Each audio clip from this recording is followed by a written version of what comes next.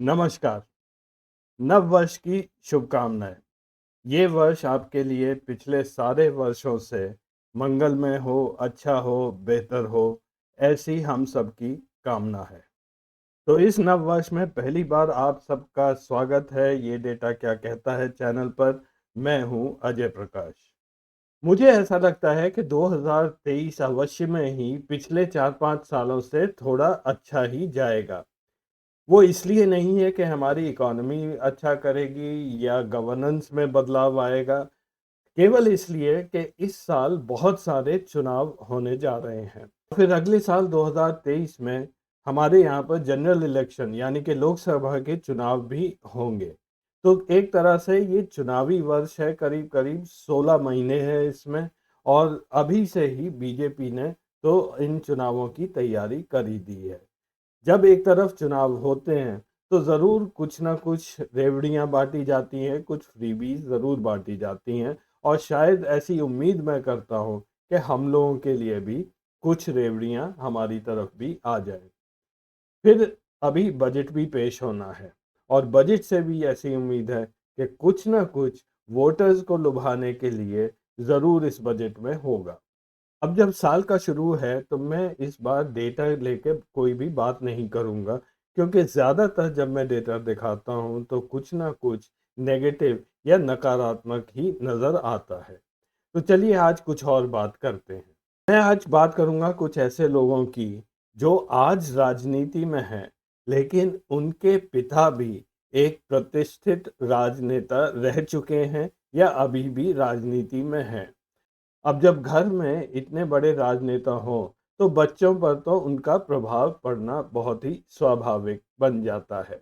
ऐसे लोगों की जब आप लिस्ट निकालेंगे, तो ये तो बिल्कुल स्वाभाविक है कि इसमें बीजेपी का कोई भी व्यक्ति नहीं हो सकता। अब वो चाहे जय शाह हों या फिर पंकज सिंह हों या पीयूष गोयल, ये सब तो अपने मेहनत से और अपने अच्छे कर्मों की वजह से आज वहाँ पहुँचे हैं जहाँ पर ये बैठे हुए हैं। परिवारवाद या वंशवाद तो केवल विपक्ष में ही मिलता है आपको। ये बात अलग है कि कोई व्यक्ति अगर विपक्ष में था और वो फिर बीजेपी ज्वाइन कर ले तो उसका भी परिवारवाद वहाँ पर ख़त्म हो जाता है। इस एपिसोड में मैं बात करूँगा अखिलेश यादव की, एचडी कुमारस्वामी और तेजस्वी यादव की। जैसा कि आप जानते हैं ये सब अपने अपने इलस्ट्रियस फादर्स के बच्चे हैं। मुलायम सिंह यादव, एच डी देवेगौड़ा और लालू प्रसाद यादव। सवाल हमारा इनसे ये है कि हम लोग इनसे कितनी उम्मीद कर सकते हैं। क्या ये अपने पिता की तरह एक बहुत ही बड़े राजनेता बनेंगे? क्या आने वाले इलेक्शन में ये भारतीय जनता पार्टी को अच्छी टक्कर दे पाएंगे? चलिए कुछ डेटा इस बारे में आज देखते हैं। Hello there. Just pause for a moment and think about the difference between information and news. Information comes from data, and it's all about numbers. Researchers analyze these numbers and present them to you as authentic, genuine information. On the other hand, the news is just an opinion, and opinions can be manipulative. The only way you can recognize propaganda and fake news is by looking at the data. So keep watching. Information, not news. तो सबसे पहले बात करते हैं अखिलेश यादव और मुलायम सिंह यादव के बारे में। मैं आपको जल्दी से इन दोनों का थोड़ा सा पर्सनल बैकग्राउंड दे देता हूँ। मुलायम सिंह यादव जी पैदा हुए थे 22 नवंबर 1939 को।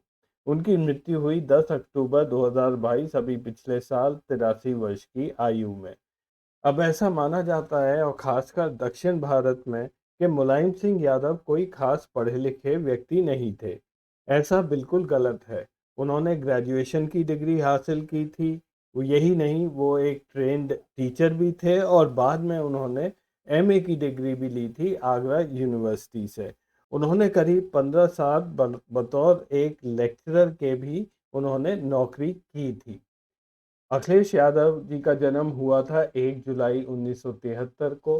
वो अभी 49 वर्ष के हैं।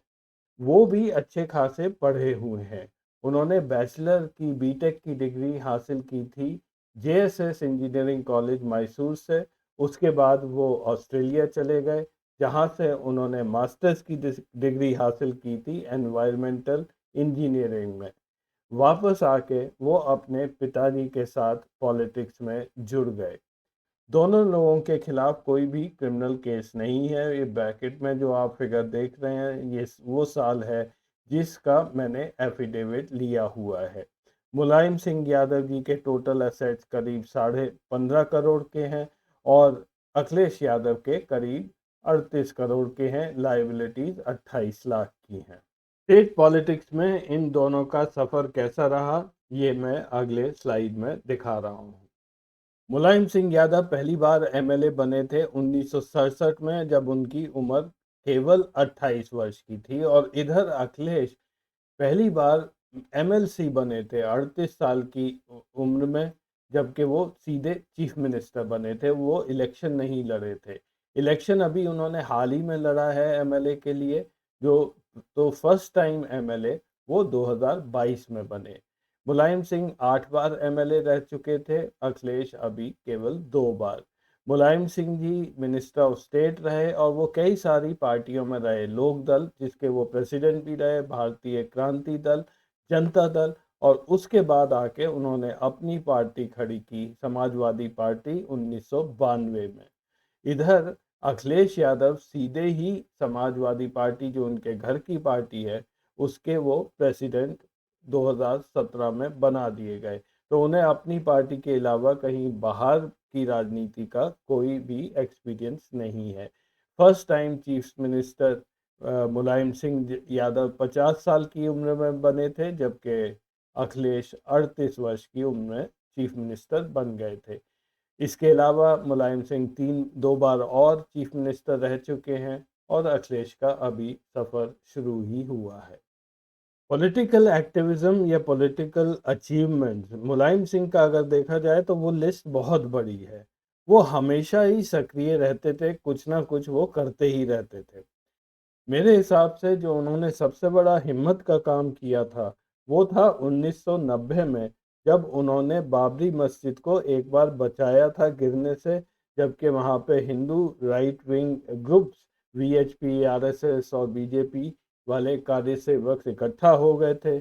उन्होंने वहाँ पे फायरिंग भी ऑर्डर की थी, उसमें शायद कुछ लोगों की मृत्यु भी हुई थी। और इस इंसिडेंट की वजह से उन्हें अपनी चीफ मिनिस्टर की सीट भी उन्हें खोनी पड़ी थी, लेकिन वो अपने इरादे पर डटे रहे। अब इधर अखिलेश यादव को ऐसा कुछ पॉलिटिकल अचीवमेंट मेरे हिसाब से दिखाने को कुछ भी नहीं है। पिछला जब चुनाव यूपी में हुआ था, तब भी वो आखिर तक बाहर नहीं निकले थे और वो कभी भी ऐसा नज़र नहीं आते हैं कोई एक्टिव स्टैंड ले रहे हो या कहीं पे वो पहल कर रहे हो। वो हमेशा एक लेड बैक सा एटीट्यूड उनका रहता है। अब कहने को उन्होंने काफ़ी डेवलपमेंट प्रोजेक्ट्स तो शुरू किए थे यूपी में, जैसे एक्सप्रेसवे बनवाया, लैपटॉप्स उन्होंने सब बच्चों को दिए, मेट्रो रेल शुरू किया। लेकिन पॉलिटिकली वो, जिसको मैं बोलता हूँ, वो काफ़ी लेथार्जिक है। वो अपने पिता के समान बिल्कुल नहीं है। दोनों लोग 4-4 बार लोकसभा के मेंबर भी रह चुके हैं। अखिलेश का सफ़र, जैसा मैंने कहा, अभी लंबा है। और मुलायम सिंह यादव डिफेंस मिनिस्टर भी रह चुके थे एचडी देवेगौड़ा की सरकार में। तो पर्सनली मेरे को अखिलेश यादव से, जो इनका ट्रैक रिकॉर्ड देखते हुए, आने वाले चुनावों में कोई विशेष उम्मीद नहीं बन रही है। मैं अब बात करूंगा एच डी कुमारस्वामी और एच डी देवेगौड़ा की जोड़ी के बारे में। कर्नाटक में चुनाव अब होने ही वाला है और ऐसा माना जाता है कि जेडीएस का एक बहुत ही अहम रोल रहेगा। देवेगौड़ा जी का जन्म हुआ था 1933 में। वो 89 साल के हैं, 89 ईयर्स। कुमार स्वामी जी का जन्म हुआ था 1959 में। वो 63 वर्ष के हैं। इनका जो गांव है वो है हरदनहल्ली, जो कि मैसूर डिस्ट्रिक्ट में है। और इसीलिए जेडीएस उस इलाके में काफ़ी ताकतवर, काफ़ी स्ट्रांग है। देवेगौड़ा जी ने सिविल इंजीनियरिंग में डिप्लोमा किया हुआ है और उसके बाद वो सरकारी विभाग में कुछ दिन एज अ सिविल इंजीनियर भी उन्होंने काम किया और बाद में वो राजनीति में कूद पड़े थे। इधर कुमार स्वामी बैचलर ऑफ साइंस है नेशनल कॉलेज बैंगलोर से, लेकिन इसके बाद वो एक फिल्म प्रोड्यूसर बन गए थे। उन्होंने कन्नड़ा की, तमिल की कई हिट पिक्चरें भी उन्होंने प्रोड्यूस की हैं और बाद में शायद अपने पिताजी की वजह से वो राजनीति में आ गए थे। देवेगौड़ा जी के खिलाफ कोई भी क्रिमिनल केस नहीं है, जबकि कुमार स्वामी जी के खिलाफ 8 केस अभी पेंडिंग है। देवेगौड़ा जी के टोटल असेट्स हैं 8.8 करोड़ और 98 लाख की लाइबिलिटीज हैं। इधर कुमार स्वामी के टोटल असेट्स हैं 167 करोड़ के और इनकी लाइबिलिटीज हैं 104 करोड़ की। देवेगौड़ा जी फर्स्ट टाइम एमएलए बहुत ही छोटी उम्र में बन गए थे, केवल 29 साल की उम्र में। ये उसके बाद 7 बार एमएलए रह चुके हैं कर्नाटका असेंबली में। ये रामकृष्ण हेगड़े की गवर्नमेंट में पहली बार स्टेट मिनिस्टर भी बने थे। जनता पार्टी से एसोसिएट करने के पहले ये कांग्रेस में थे 1962 तक। फिर इन्होंने अपना एक जनता दल सेक्युलर वो शुरू किया और 1999 से आज तक वो इसके प्रेसिडेंट हैं। इन्होंने अपने लड़के को अभी प्रेसिडेंट नहीं बनाया है। एक बार ये कर्नाटक के मुख्यमंत्री रह चुके हैं, जो ये 61 साल की उम्र में बने थे। उधर कुमार स्वामी 45 वर्ष की आयु में पहली बार एमएलए बने और ये 6 बार एमएलए रह चुके हैं।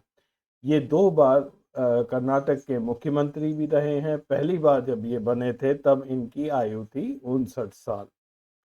जब मैं इन दोनों की पॉलिटिकल अचीवमेंट्स के को ढूंढ रहा था, तो हैरानी की बात यह है कि कोई भी ऐसा इंसिडेंट मेरे को नहीं मिला जिसको हम एट्रीब्यूट कर सकें देवेगौड़ा जी या कुमार स्वामी जी के साथ कि ये उन्होंने एक कोई बहुत बड़ी चीज की है।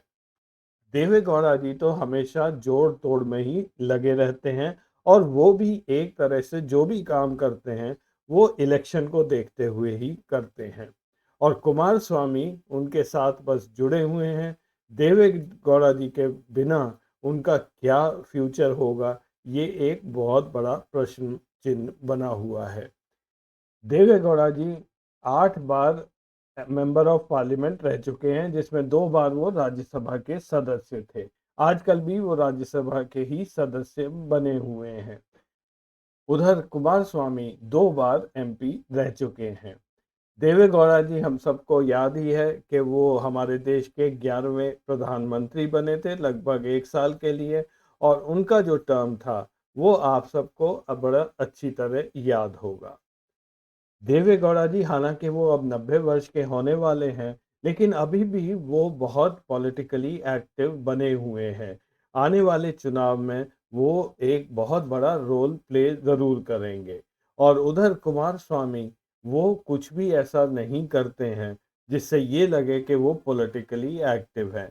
बट वो अखिलेश यादव से शायद थोड़ा-सा बेहतर हैं कि कभी-कभी वो ज़रूर दिख जाते हैं कोई स्टेटमेंट देते हुए या अपने एमएलएज़ की मीटिंग करते हुए, वो इधर-उधर कभी दिखते हैं।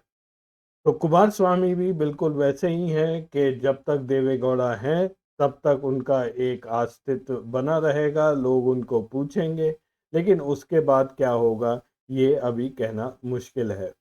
अपने में वो कोई राजनीतिक ऐसे ही कोई काम नहीं करते हैं जिससे ये लगे कि वो आने वाले कल में वो एक बड़े लीडर बनेंगे। तीसरे और आखिरी ये जोड़ी की जो मैं बात करूंगा वो है लालू प्रसाद यादव जी और तेजस्वी यादव। युवा नेताओं में मेरे हिसाब से तेजस्वी यादव सबसे प्रभावशाली नेता हैं इस वक्त और शायद वो ही एक ऐसे हैं जो बीजेपी को आने वाले चुनाव में कुछ टक्कर दे पाएंगे। लालू प्रसाद जी का जन्म 11 जून 1948 को हुआ था, वो इस वक्त 74 साल के हैं। और तेजस्वी यादव का जन्म हुआ था 9 नवंबर 1989 को, वो इस वक्त 33 वर्ष के हैं। अब ये एक ध्यान से आप बात देखिए, लालू यादव जी काफ़ी पढ़े लिखे हैं। उन्होंने एलएलबी किया, फिर एमए किया पॉलिटिकल साइंस में, और वो फिर वहाँ पे स्टूडेंट यूनियन में काफ़ी सक्रिय रहे थे। लेकिन तेजस्वी यादव, जब इन्हें दिल्ली पढ़ने भेजा गया, तो ये 10वीं भी नहीं पास कर पाए। इनफैक्ट ये 9th क्लास ड्रॉप आउट हैं। इनको क्रिकेट का इतना शौक लग गया था कि इन्होंने पढ़ाई करना बिल्कुल बंद कर दिया। लालू यादव स्टूडेंट यूनियन में सक्रिय होने से पहले एक क्लर्क थे वेटरनरी कॉलेज में। जहाँ तक बात क्रिमिनल केसेस की आती है, तो लालू यादव की तो लिस्ट बहुत लंबी है। उसमें से कुछ का निर्णय भी हो चुका है, कोर्ट ने, सुप्रीम कोर्ट ने भी ऑर्डर्स दे दिए हैं। बट अभी भी उनके खिलाफ 7 क्रिमिनल केसेस पेंडिंग हैं। और तेजस्वी यादव भी कोई कम नहीं है, उनके खिलाफ भी 11 केस बने हुए हैं। लालू यादव के एसेट्स हैं 3.2 करोड़, 16 लाख की उनकी लाइबिलिटी है। और इधर तेजस्वी यादव के एसेट्स हैं लगभग 6 करोड़, और उनकी लाइबिलिटी जो उन्होंने दिखाई है वो केवल 17,500 की है। अब ये ऐसी कौन सी लाइबिलिटी है 17,500 की, जो आज तक तेजस्वी यादव क्लियर नहीं कर पाए हैं? मैंने बहुत ढूंढा लेकिन ये पता नहीं चला। लालू यादव पहली बार एमएलए बने 32 साल की उम्र में, और तेजस्वी यादव भी कम नहीं है, वो बिल्कुल ही छोटी उम्र में 26 साल में एमएलए बन गए। 25 साल पे एलिजिबिलिटी बनती है। 4 बार लालू यादव जी एमएलए रह चुके हैं, तेजस्वी यादव अभी तक 2 बार रहे हैं। पॉलिटिकल पार्टी जहां तक देखी जाए, लालू यादव जी रहे जनता पार्टी, लोक दल, जनता दल, और फिर उन्होंने आरजेडी अपना राष्ट्रीय जनता दल बनाया था 1997 में। वो बिहार के मुख्यमंत्री 2 बार रह चुके हैं। उधर तेजस्वी यादव अभी हाल ही में पहली बार डिप्टी चीफ मिनिस्टर बने हैं। मेजर अचीवमेंट्स तो लालू यादव के अलग बात है, वो इनफेमस हैं वो चारा घोटाले के लिए, जिसकी वजह से उन्हें जेल हुआ है, और वो आजकल शायद बेल पर है खराब हेल्थ की वजह से। उन्होंने इंडियन रेलवेज को प्रॉफिटेबल ज़रूर दिखाया था, लेकिन उसके पीछे की कहानी कोई और है। तेजस्वी यादव को अभी इतना लंबा समय नहीं हुआ है राजनीति में, तो उनके पास दिखाने को कुछ खास नहीं है। लेकिन बिहार के फ्लड्स में उन्होंने काफ़ी अच्छा काम किया था, और दूसरे उन्होंने अपनी पार्टी की तरफ से लोगों से भी माफ़ी मांगी थी, जो कि पुराने जब वो पावर में थी तो जो लैप्सेस हुए थे या जो गलतियां हुई थी। लालू यादव 6 बार लोकसभा के सदस्य रह चुके हैं। 2013 में वो डिस्क्वालीफाई हुए थे।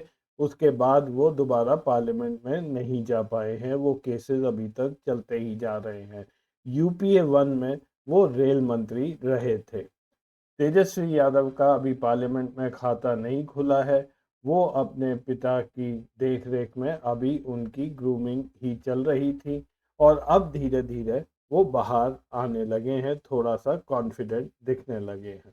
तो ये था कंपैरिजन कुछ हमारे युवा नेताओं का, जिनके पिता एक बहुत बड़े राजनीतिक नेता थे या बने हुए हैं। तो अगर हम इनको कंपेयर करें, इनका राजनीतिक कौशल या उत्साह कितना है, और उसको देखें अपने पिता के राजनीतिक कौशल से, तो ये ग्राफ कुछ ऐसा दिखता है। तो अगर लालू यादव 100 थे, तो उस कंपैरिजन में अभी तेजस्वी यादव करीब 80 तक पहुंच चुके हैं। एच डी देवेगौड़ा अगर 100 थे, तो कुमार स्वामी अभी 30 पर ही हैं।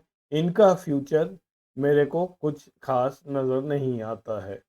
अखिलेश यादव, अगर मुलायम सिंह यादव 100 थे, तो वो अभी 20 पर ही बैठे हुए हैं। इनका फ्यूचर तो है, लेकिन इन्हें घर से बाहर निकलना पड़ेगा, अपने कंफर्ट जोन से बाहर आना पड़ेगा, तभी कोई बात बन सकती है। 3 अन्य युवा नेता भी हैं, जिनका कंपैरिजन मैं इसी प्रोग्राम के दूसरे भाग में करूंगा। तो आज के लिए बस इतना ही, फिर हम मिलेंगे अगले हफ्ते कुछ नया डेटा लेकर। तब तक के लिए नमस्कार।